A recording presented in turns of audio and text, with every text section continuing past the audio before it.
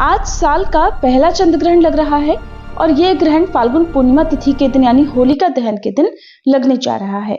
ज्योतिष शास्त्र में ग्रहण को अशुभ घटना माना जाता है और साल का पहला चंद्र ग्रहण हमारे देश भारत में भी दिखाई देगा, यानी कि इसका प्रभाव हमारे देश में भी होगा और वही चंद्र ग्रहण का सूतक काल भी मान्य होगा। आपको बता दें कि चंद्र ग्रहण का सूतक काल 9 घंटे पहले और सूर्य ग्रहण का सूतक काल 12 घंटे पहले प्रारंभ हो जाता है। आइए जानते हैं इस चंद्र ग्रहण से जुड़ी अन्य महत्वपूर्ण बातों के बारे में। हिंदू पंचांग के अनुसार 3 मार्च मंगलवार के दिन फाल्गुन पूर्णिमा पर यह चंद्र ग्रहण लग रहा है। भारतीय समय अनुसार दोपहर में 3:20 से चंद्र ग्रहण प्रारंभ हो जाएगा और शाम 6:47 पर चंद्र ग्रहण की समाप्ति होगी।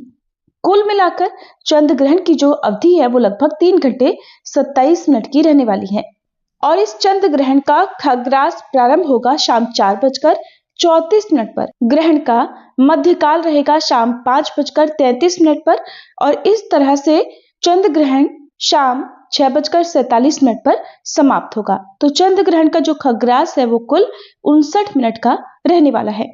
हमारे देश भारत में ये चंद्र ग्रहण ग्रस्तोदय रूप में दिखाई देगा, यानी कि उस समय ग्रहण समाप्त होने वाला होगा जिस समय चंद्रमा उदय हो रहे होंगे, यानी कि जब हमारे देश में चंद्रमा उदय होंगे तब तक चंद्रमा को ग्रहण लग चुका होगा और लगभग समाप्त होने वाला होगा। इसलिए यह ग्रस्तोदय रूप में दिखाई देने वाला है। आपको बता दें कि हमारे देश भारत में इस चंद्र ग्रहण का प्रारंभ और मध्य यानी खग्रास नहीं देखा जा सकेगा, यानी कि जिस समय ये ग्रहण प्रारंभ होगा उस समय हमारे देश में दिन का समय होगा, चंद्रोदय नहीं हुआ होगा, लेकिन दुनिया के अन्य हिस्सों में इस समय चंद्रोदय हो चुका होगा, इसलिए वहां पर इसी समय से ग्रहण दिखना प्रारंभ भी हो जाएगा।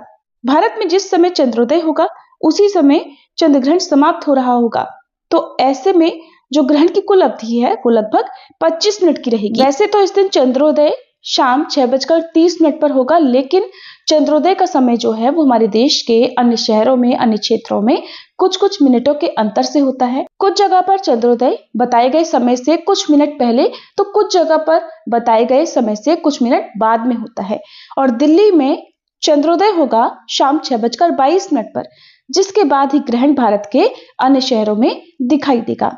इसीलिए इस ग्रहण की कुल अवधि लगभग 25 मिनट की रहेगी। और आपको बता दें कि जो ग्रहण दिखने की अवधि है वो भी हमारे देश में अलग अलग क्षेत्रों में अलग अलग हो सकती है। ऐसे में चंद्रोदय के आधार पर ही इस ग्रहण की कुल अवधि को आप जांच सकते हैं। तो कुछ जगह पर 25 मिनट तो कुछ जगह पर 15 या 17 मिनट भी इस ग्रहण की कुल अवधि रहने वाली है। आप अपने क्षेत्र के अनुसार चंद्रोदय का समय अवश्य पता कर लें। चंद्र ग्रहण का सूतक जो 9 घंटे पहले लग जाता है वो ऐसे में भारतीय समय अनुसार 3 मार्च मंगलवार को सुबह 6:20 से शुरू हो जाएगा, जो कि शाम 6:47 पर चंद्र ग्रहण की समाप्ति के साथ ही समाप्त भी होगा। और सूतक काल के दौरान कोई भी पूजा पाठ या शुभ कार्य नहीं किए जाते हैं, यहाँ तक कि भगवान की प्रतिमाओं को स्पर्श भी नहीं किया जाता है। और सूतक काल या ग्रहण की कुल अवधि में आप केवल मानसिक तौर पर पूजा पाठ कर सकते हैं। इस समय पर दान आप दे सकते हैं और गर्भवती महिलाओं को या जो बीमार लोग हैं उन्हें इस ग्रहण में खास सावधानी बरतने की भी सलाह दी जाती है।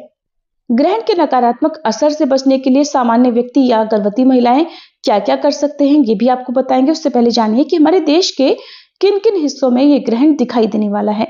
तो भारत के केवल पूर्वी राज्यों जैसे बंगाल के उत्तर पूर्वी क्षेत्रों, नागालैंड, मिजोरम, असम, मणिपुर और अरुणाचल प्रदेश आदि क्षेत्रों में इस ग्रहण को देखा जा सकता है। इस ग्रहण की खग्रास समाप्ति और ग्रहण समाप्ति इन हिस्सों में देखी जा सकती है और जबकि बाकी शेष भारत में जब चंद्रोदय होगा तब तक खग्रास समाप्त हो चुका होगा और केवल ग्रहण समाप्ति ही दिखाई देगी।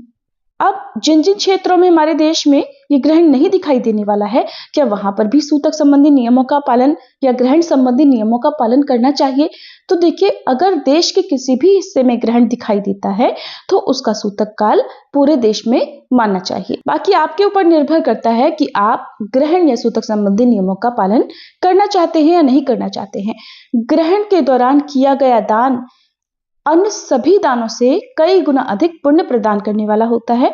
तो इस समय में यानी कि सूतक काल से लेकर ग्रहण की समाप्ति तक आप सफेद चीजों का वस्त्र का, अन्न या फिर कुछ ऐसी वस्तुएं जो पूजा पाठ के काम में आने वाली हैं, किसी योग्य निर्धन व्यक्ति को आप दान में दे सकते हैं।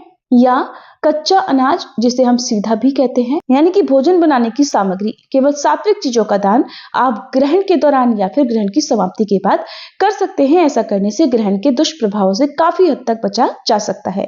सूतक काल से लेकर ग्रहण की समाप्ति तक काफी लंबा समय हो जाता है, तो इतने लंबे समय तक किसी भी गर्भवती महिला को भूखा प्यासा नहीं रहना चाहिए। केवल जिस समय ग्रहण प्रारंभ होने वाला हो उससे 1-2 घंटे पहले से लेकर ग्रहण की समाप्ति तक चाहे तो आप कुछ कठिन नियमों का पालन कर सकती हैं, लेकिन पहले आप अपनी डॉक्टर की सलाह अवश्य ले लें। ऐसे में आप इस ग्रहण से बिल्कुल भी परेशान ना होएं, कोई भी तनाव ना लें, अपने आप को शांत रखते हुए किसी भी पवित्र पुस्तक का पाठ कर सकते हैं या कोई भी धार्मिक कथा सुन सकते हैं, किसी मंत्र का जाप कर सकते हैं। सामान्य व्यक्ति इस दौरान चंद्र देवता के मंत्र का जाप या भगवत गीता का पाठ या श्रवण कर सकते हैं। गर्भवती महिलाएं भी गर्भ चालीसा का पाठ कर सकती हैं या ओम श्री कृष्णाय नमः मंत्र का जाप कर सकती हैं। ग्रहण समाप्ति के बाद सभी को गंगाजल मिले पानी से स्नान करके घर और मंदिर में गंगाजल छिड़ककर शुद्धि करनी चाहिए। मंदिर की प्रतिमाओं को स्नान कराकर उनके वस्त्र बदलकर साफ सुथरे वस्त्र धारण करवाकर फिर पूजा करके और चंद्र देवता को अर्घ देकर, जिसमें कच्चा दूध और जल मिला हुआ हो, ओम सह चंद्रमसे नमः इस मंत्र का उच्चारण करते हुए अर्घ देकर फिर आपको सात्विक चीजों का ही सेवन करना चाहिए। सूतक काल लगने से पहले या ग्रहण की समाप्ति के बाद तामसिक चीजों का सेवन नहीं करना चाहिए। ये थी आज की वीडियो, उम्मीद है आपको पसंद आई होगी।